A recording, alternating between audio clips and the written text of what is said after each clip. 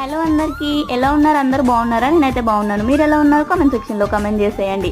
ఇది వచ్చేసి day 2 of 15 days weight loss challenge అనమాట. డే 2లో ఏమేమి తిన్నాను ఏంటి అనేది అయితే చూసేయండి.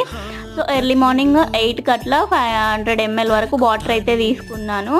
నెక్స్ట్ టీ అయితే తాగాను. మ్యాక్సిమం నేనైతే టీ పర్సన్ కాదు, ఎప్పుడో ఒకసారి తాగుతాను అనమాట. ఇంకా అది కూడా అవాయిడ్ చేయడానికి అయితే ట్రై చేస్తాను.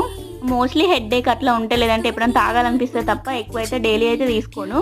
నెక్స్ట్ 10కి 11కి అలాగా 2 డ్రై ఫ్రూట్స్ లడ్డు అయితే తిన్నాను, చిన్న చిన్నవి.